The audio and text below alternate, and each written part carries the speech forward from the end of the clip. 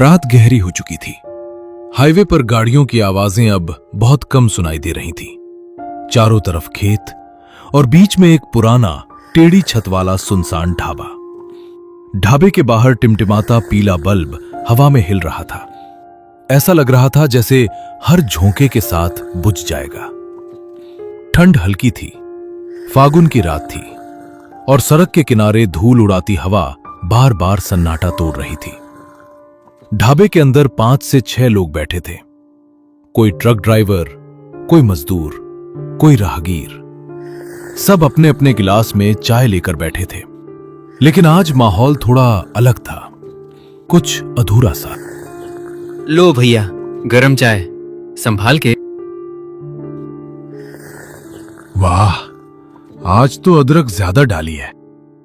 ठंड काट रही थी, अब जान आई। कुछ सेकंड खामोशी। सब इधर उधर देखने लगते हैं। अरे, आज हरीश चाचा नहीं आए क्या? नहीं, आज नहीं आए। अजीब है, रोज तो सबसे पहले वही बैठते थे इस बेंच पर। हाँ, और बिना उनकी कहानी सुने तो चाय का मजा भी नहीं आता था। सच, आधी रात को भी डरा कर रख देते थे। लेकिन आज ना आवाज, ना खांसी। 3 दिन हो गए। 3 दिन? बीमार होंगे क्या? पता नहीं, पर एक बात अजीब है। क्या? कल रात मैंने ढाबा बंद किया तो इस कुर्सी पर चाय का गिलास रखा था। तो सुबह देखा, खाली था। कोई बिल्ली पी गई होगी। हवा का एक ठंडा झोंका ढाबे के अंदर घुसा। अंधेरे से एक आकृति उभरी, लाठी की ठक ठक ठक, और फिर रोशनी में चेहरा आया। हरीश चाचा। 3 दिन से जिनका कोई पता नहीं था, आज वो अचानक उसी समय आए थे जब उनकी चर्चा हो रही थी। सबकी आंखों में राहत भी थी और एक अनजाना डर भी। उनका चेहरा पहले से ज्यादा फीका था, जैसे कई रातों से सोए ना हो। लेकिन आंखों में अजीब चमक थी, जैसे कुछ देखकर लौटे हों जो बाकी दुनिया ने नहीं देखा। अरे चाचा, इतने दिनों बाद आज दर्शन हुए। कहाँ चले गए थे आप? ढाबा सूना पड़ा था। इतनी जल्दी याद आ गई मेरी? 3 दिन हो गए, रोज आपकी कुर्सी खाली देखी।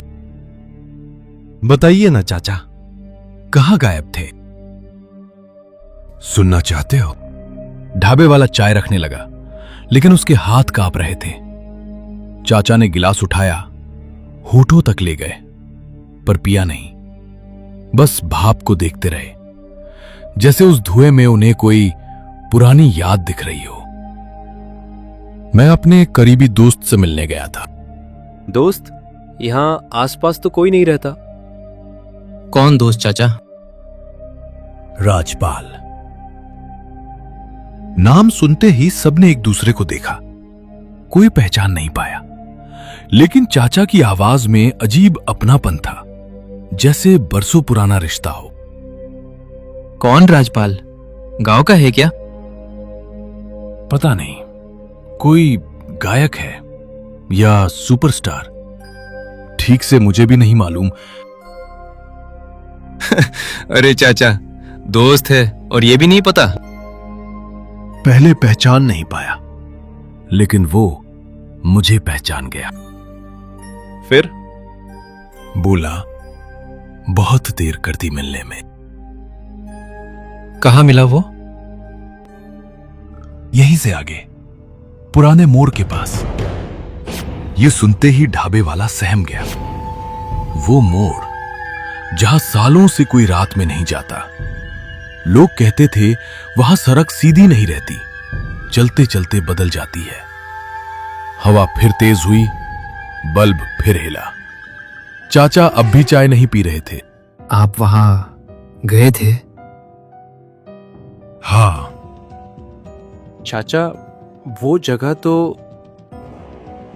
डरने की नहीं, मिलने की जगह थी।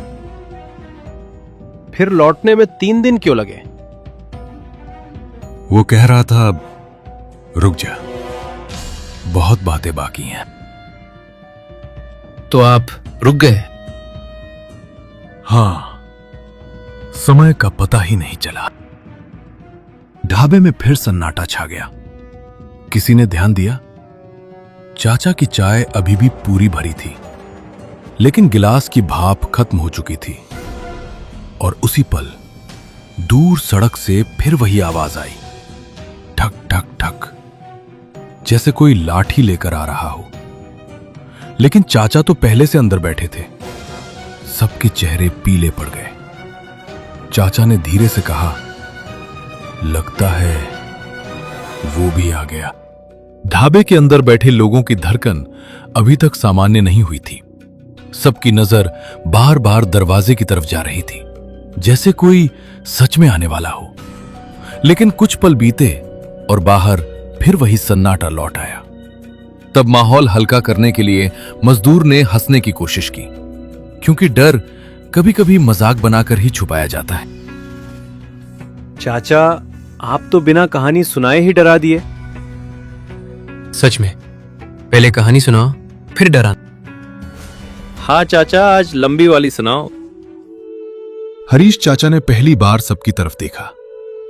उनकी आंखों में अब अजीब थकान थी, जैसे बहुत पुरानी याद खोलने वाले हों।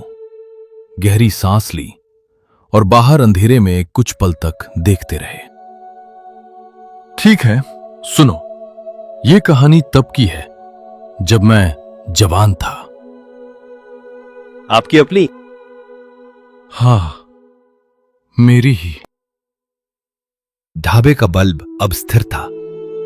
हवा भी शांत हो गई थी, जैसे रात भी सुनना चाहती हो। चाचा की आवाज बदल गई। अब वो ढाबे में बैठे बूढ़े आदमी की नहीं, एक पुराने समय में जी रहे युवक की लग रही थी। मेरी शादी हुई थी और उसी दिन से जिम्मेदारियां भी। सब ठीक चला?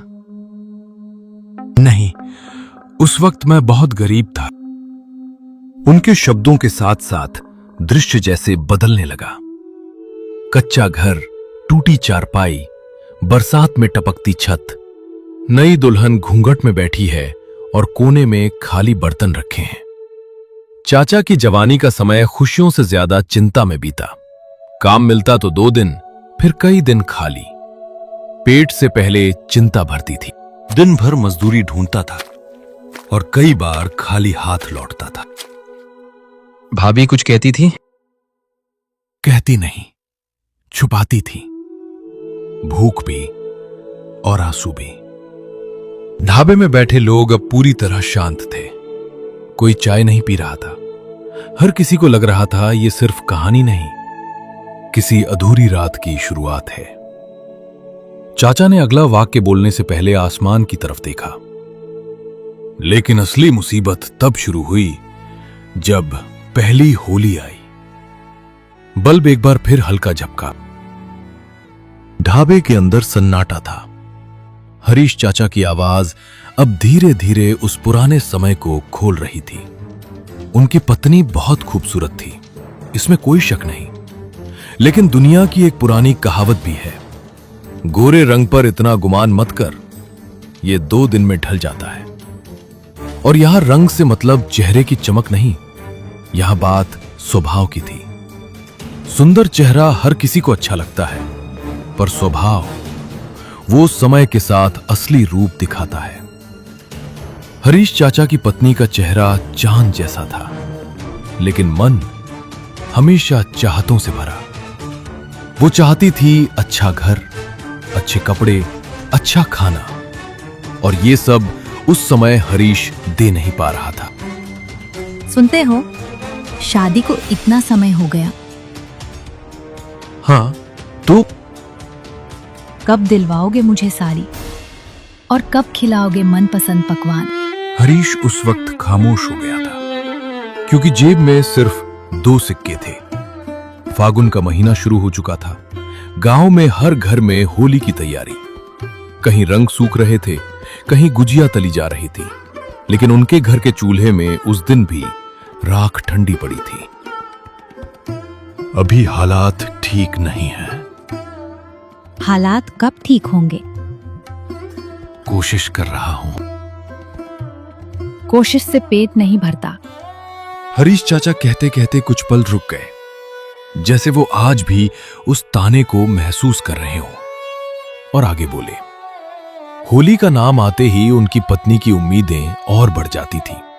उसे लगता था शादी के बाद पहली होली सबसे खास होती है, लेकिन गरीबी त्योहार नहीं समझती। सब औरतें नई साड़ी पहनेंगी। मैं कोशिश करूंगा। और मैं क्या पहनूंगी? कुछ न कुछ इंतजाम होगा। कब? ढाबे में बैठे लोग अब पूरी तरह कहानी में डूब चुके थे। बाहर हवा फिर चलने लगी। हरीश चाचा की आंखों में हल्की नमी थी। उन्होंने धीमे कहा, उस दिन पहली बार लगा गरीबी सिर्फ पेट नहीं जलाती, रिश्ते भी जला देती है। और उन्होंने अगला वाक्य बोलने से पहले गहरी सांस ली। फिर आई वो होली की रात जिसने सब बदल दिया। ढाबे की आग अब धीमी जल रही थी। लकड़ी की लाल चिंगारियां जैसे कहानी के दर्द को और गहरा कर रही थी। हरीश चाचा की आवाज भारी हो गई। उन्होंने बताया, वो दिन ऐसे थे जब 2 वक्त की रोटी भी तय नहीं होती थी।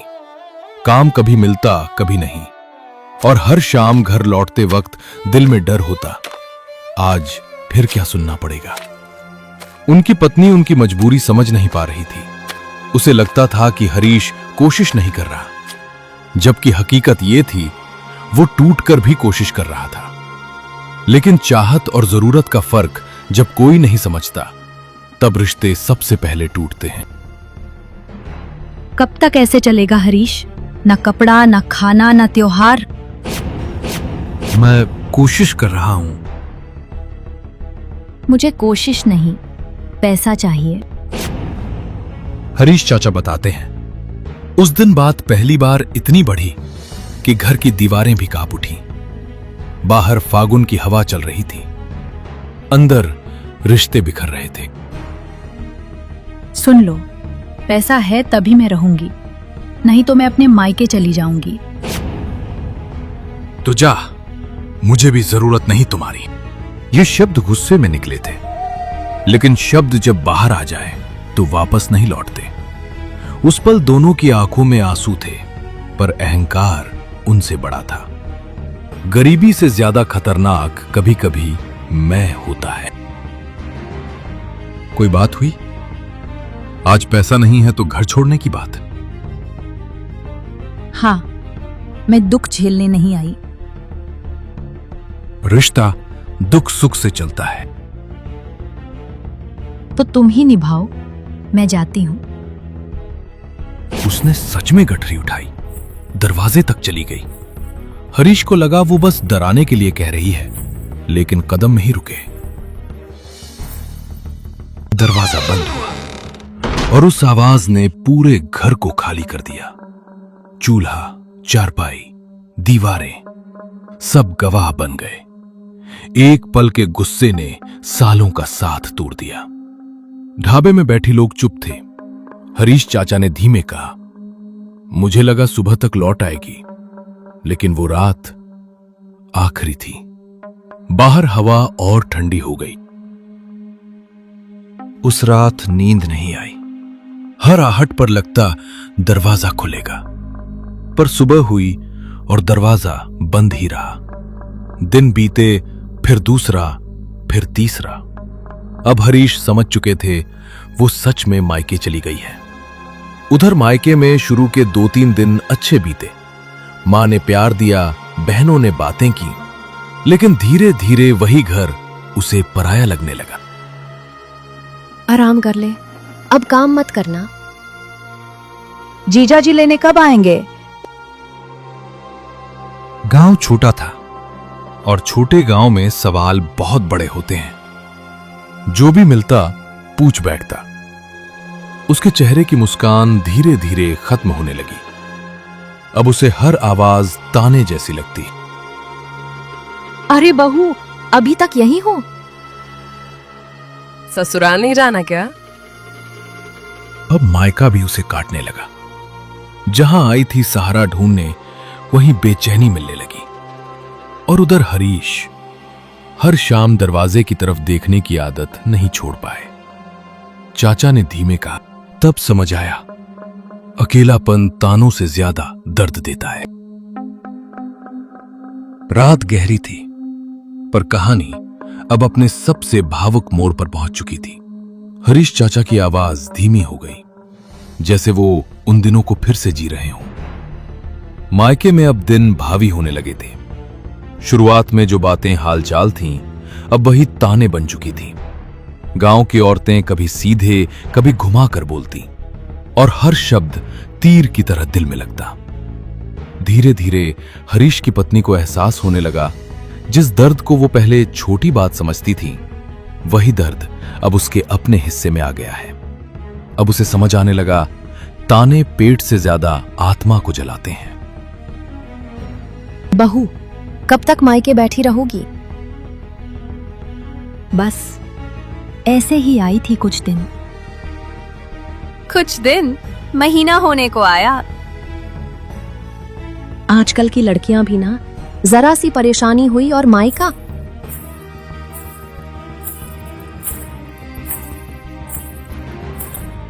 बेटी, पति का घर ही असली घर होता है। माँ, मैंने गलती कर दी। तो सुधार ले। अहंकार से घर नहीं बसते। मैं आज ही जाऊंगी, उन्हें मना लूंगी। उसने पहली बार सिर झुकाकर अपनी गलती स्वीकार की, और उसी रात साड़ी का पल्लू संभालकर दरवाजे से बाहर निकल गई। आसमान में हल्की चांदनी थी, फागुन की हवा चल रही थी। हर कदम के साथ उसका डर कम हो रहा था और उम्मीद बढ़ रही थी। ढाबे में बैठे सभी लोग अब पूरी तरह कहानी में खो चुके थे। चाय ठंडी हो चुकी थी, पर किसी ने ध्यान नहीं दिया। हरीश चाचा की आंखें दूर अंधेरे में टिकी थीं, जैसे वो उस रात को फिर से देख रहे हों। उन्होंने बताया, उस रात दरवाजे पर हल्की दस्तक हुई थी, धीमी, कांपती हुई। और हरीश, जो कई रातों से उसी आहट का इंतजार कर रहा था, एक पल को जागा। फिर सोचा सपना होगा, पर दस्तक फिर हुई। हरीश, दरवाजा खोलो। कौन? मैं हूं। तुम? मुझे माफ कर दो। दोनों कुछ पल चुप रहे, न कोई ताना, न कोई गुस्सा, बस आंसू, जो कई दिनों की दूरी को पिघला रहे थे। उस रात पहली बार उन्होंने बिना शब्दों के एक दूसरे को समझा। अहंकार बाहर ही रह गया और घर के अंदर रिश्ता वापस आ गया। मैंने गलती की थी, मुझे साथ छोड़ना नहीं चाहिए था। मैं भी गुस्से में बोल गया था। अब नहीं जाऊंगी। अब जाने भी नहीं दूंगा। उस रात चूल्हा फिर जला। रोटी आधी थी, पर स्वाद पूरा। अगले ही हफ्ते गांव में सड़क बननी शुरू हुई और हरीश को मजदूरी मिल गई। धीरे धीरे काम बढ़ा, घर में अनाज आया और फिर पहली बार होली आई। बिना डर के।